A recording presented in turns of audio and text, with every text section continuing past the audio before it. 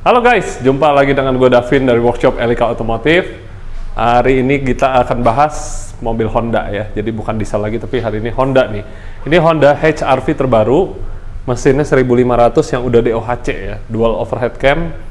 Teorinya sih bagus nih ya, mesinnya 120 HP, pokoknya improvement deh dari yang lama. Jadi kalau yang lama tuh masih SOHC, single overhead cam, jadi camnya tuh cuma ada di intake. Nah yang ini udah ada di intake sama di exhaust. Nah dari pabrik sendiri klaimnya 121 horsepower, tapi banyak banget customer kita yang pakai HR-V baru, semuanya bilang mobilnya nggak enak, tarikannya lemot banget, parah. Makanya hari ini kita lakukan, coba ya kita dyno, kita akan kupas mengenai powernya di roda gimana, dan kita akan modifikasi biar lebih enak dipakai harian. Stay tune, jangan kemana-mana, ikuti terus video ini.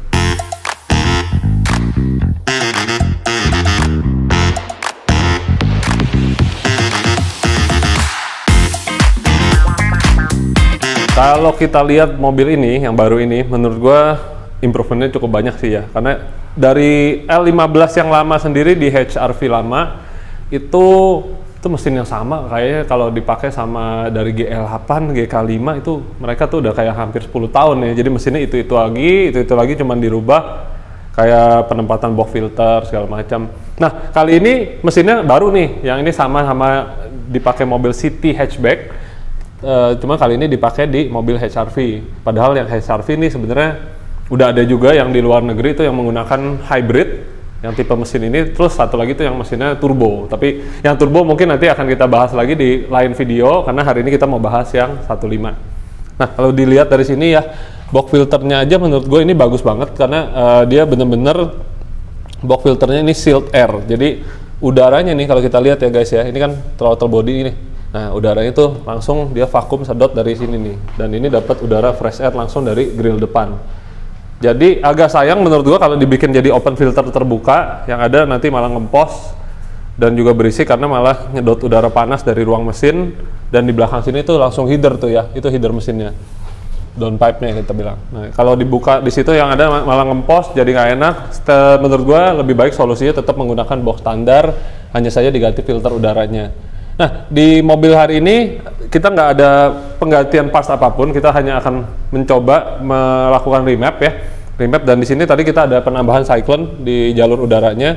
Kita akan coba juga ntar untuk kita lihat hasilnya gimana, dan kita kasih yang namanya throttle controller pivot. Jadi karena aslinya cuma ada econnya tuh untuk bikin eco mode, kita kasih yang throttle controller buat ngerubah respon berkendara. Ntar kita akan kasih lihat juga bagaimana bentukannya. Nah sekarang ini kita akan dyno dulu standarnya, dan nanti kita akan tuning, terus gua akan bahas hasilnya seperti biasa.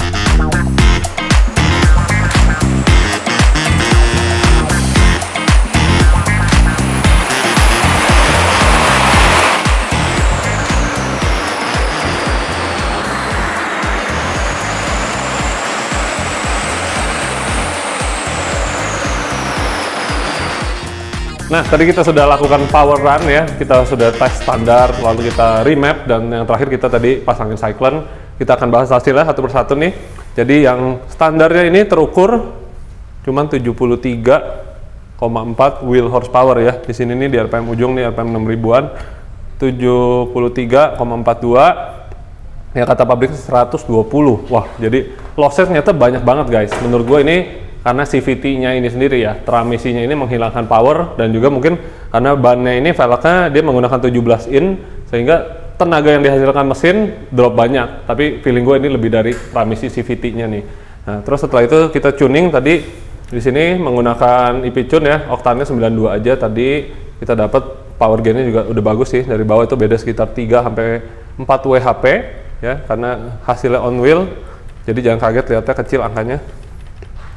Sampai atas pun naik bagus, dan yang terakhir ini tadi kita coba dengan penambahan cyclone di jalur udara, sini jadi lebih baik lagi ya. Jadi dari bawah nih kita bisa lihat tuh udah ada kenaikan lagi lebih ya, dia jadi bantu kompres udara, dan power atasnya sekarang dapat lagi sampai 78,5 wheel horsepower. Nah di sini kita bisa lihat nih ya before afternya, jadi ini sama akhir.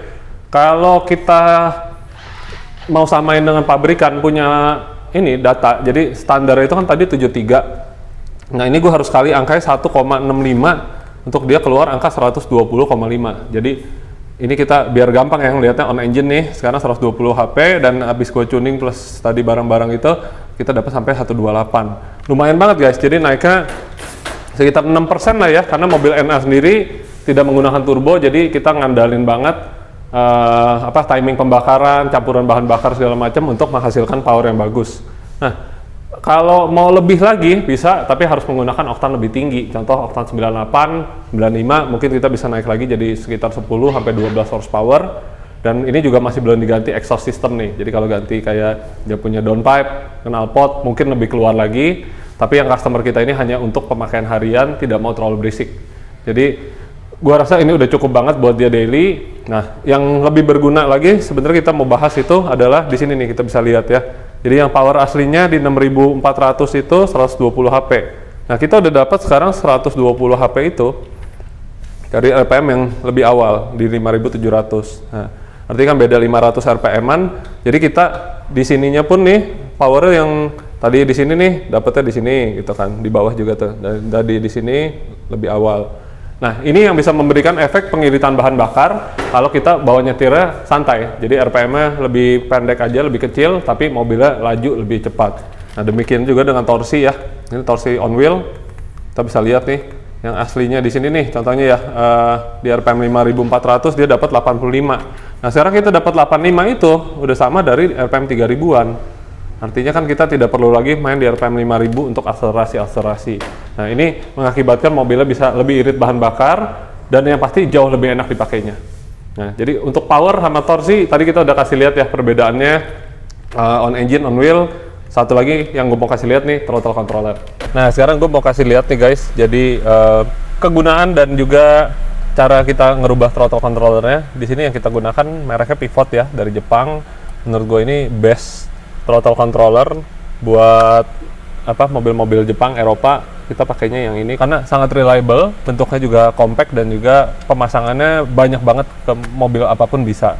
Kecuali mobil China banyak yang nggak bisa ya. Jadi mobil Jepang, Amerika, Eropa itu banyak yang bisa pakai. Jadi ketika kita udah mau pindahin mobil, kita masih bisa bawa lagi untuk di mobil kita berikutnya.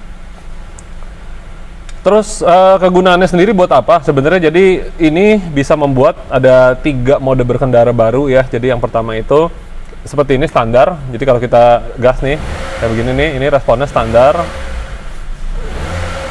Dan ketika kita ganti, contoh ini ya, enak sih kasih lihat ini nih RPM nya pas lagi digas-gas. Aku yang pencetnya ya Pak. Oke. Jadi di sini kita akan coba ya, ini kalau digas nih seperti ini nih. Ini responnya standar. Nah, kalau di sini kalau kita pencet, ini menjadi E itu menjadi Eco Mode, lalu R itu menjadi Respon Mode, dan P Power Mode. Ini jadi 3 mode berkendara yang berbeda. Nah, lebih gampang ya. Kalau gue mau kasih lihat itu, kita coba, kita akan pantengin RPM ya. Jadi kaki gue nggak akan berubah nih. Kita lihat nih ya. Ini sekarang gue akan tahan di RPM sekitar 2000 aja. Oke. Kaki tidak berubah. Ini di mode normal nih. Nah, ketika kita masuk mode Eco di sini, kita lihat ya. Kita masukin ke mode Eco, kita lihat RPM-nya langsung turun otomatis, hanya sekitar RPM 1500-an. Dan ketika kita masuk ke Respon Mode, nah RPM yang tadi di 2000, otomatis dia naik ke RPM 3000. Dan kalau kita di Power Mode yang terakhir ini, nah dia naik udah sampai di hampir 4000. Nah, artinya apa? Dengan pedal bukaan gas yang sama, kita bisa bikin mobil ini akselerasi mau lebih cepat atau lebih lambat untuk ekonomi. Jadi ketika di jalan, waktu digas itu nggak ada delay kosong. Nah, mobil drive by wire itu kan kelemahannya adalah ketika kita gas, injak, dia ada telat, dia ada lag.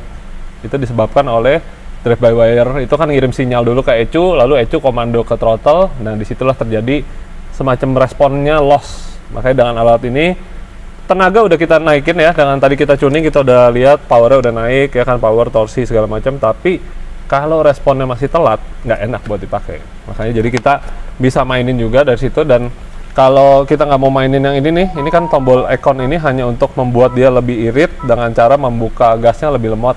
Nah, ini nggak usah dipakai, kita rubah-rubahnya dari sini aja.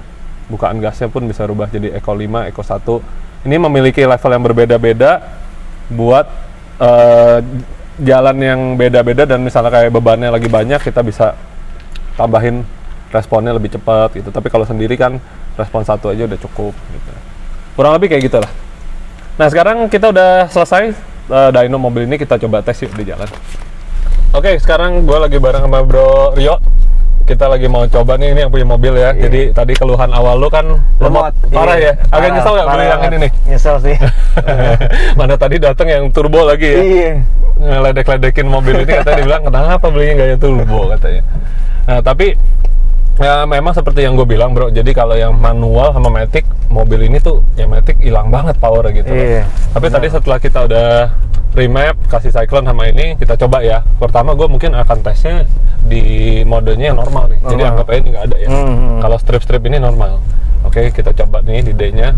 Tapi normal aja udah beda ya? Beda nggak? Iya, normalnya udah beda loh. Respon gasnya, Iya. begitu digas, mobil udah laju. Iya, beda banget. Nih, ini gue di D biasa lagi nih. Gue gas nih, udah keluar power gitu Iya. ya. Nah itu, jadi dengan yang tadi digambarin di mesin dyno kurang lebih lu bisa rasain di jalan gitu. Kalau di mode respon, nah ini nih enak nih, tuh enak kan? Oh iya, gila. Langsung masuk aja gitu ya tenaga Iya, nih, iya. keluar tikungan tuh, digas tuh.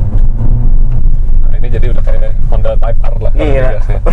Lu kan main motor kan dulu kan, Iya. gas spontan. Nah ini dibilangnya kayak gas spontan. Jadi Beda banget. gas gue nih, kaki gue cuman kayak colek 1/4, Di toel doang ya. kalau doang aja lu udah jalan. Nah tapi bagusnya pivot, ada kalanya lu berasa wah ini terlalu over nih ya, nggak enak, jadi kita kecilin.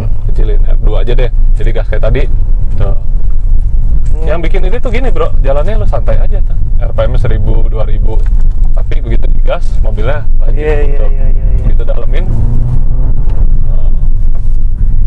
ada Ini satu lagi, baru R ini ya. ini baru R. Nah ini ada yang P nih, P7 ini power mode yang paling ngepol. Kita colek dikit, dia udah kick down langsung. Nah itu yang bisa bikin powernya jadi lebih Iya gede. banget. Nah Iya. sekarang kita coba nih nanjak. Jadi keluhannya mobil ini kan lu nanjak. Oh tuh. iya, boyo banget. Coba isi berlima nih. Udah gitu lu nanjak ke parkiran TA tuh sama Nagrek. Itu digas sampai dalam gitu baru laju. Kalau sekarang kita coba ya. Nah, mobil ini udah ada brake hold ya bro ya. Jadi enaknya brake hold kan dilepas gini nggak turun nih. Tapi biar kata udah brake hold, kalau di puncak nih kayak gini kan digas tuh ngeden gitu nggak enak. Jadi kita coba nih mode R5, gua gas 1/4 ya. Tuh, Woi, naik kan, gila. dalemin dikit, nah, keluar tenaga itu. Tuh, digas jadi nggak lemot ya bro ya. Iya. Biasa kan kalau nggak digas gitu, Mesti sampai penuh. Ini kalau naik sepeda orang ngeden-ngeden nih di sini. Mobil makanya kalau yang nggak bertenaga biasanya ngeden juga. Nah ini kan kita colek dikit, laju. Oke, jadi improve buat nanjaknya juga ada lah ya. Bro Dio, gimana? Tadi kita ada tes. Wah, Sesuai ekspektasi nggak?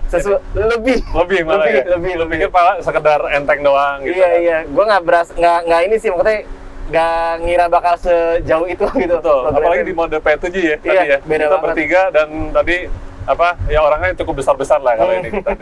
Tapi Beda. akselerasi udah oke. Udah gitu juga responnya juga much better ya. Iya. Mudah-mudahan sih lebih irit biasanya, tapi ya lu kabarin gua dah iritnya seberapa. Siap. Jadi kurang lebih kayak gitu guys. Bro Rio nih udah buktiin sendiri mobilnya. Mantap. Setelah kita tune, kasih parts, ini mah kayak stage 1 nih bilangan nih. Kalau stage 2 kan ya kalau mobil turbo sih. Biasa kalau mobil ini lu ganti exhaust segala macam jadi berisik cuman nanti jadinya. Iya. Kurang lebih kayak gitu stage 1 di mobil HR-V buat kalian yang punya HR-V 15 dan berasa kayak Bro Rio ya, mobilnya lemot apa berat segala macam, bawa aja ke workshop kita. Ini pengerjaannya cepet nggak bro? Cepet. Sejam doang itu udah beres. Ya kurang lebih pokoknya nggak makan waktu lama lah buat kalian gitu. Oke, kalau gitu thank you buat yang udah nonton video ini. Thank you banget Bro Rio udah Yoi. mampir. Semoga bermanfaat. Mantap. Lipat-lipatnya. Sampai ketemu lagi di video berikutnya. See you.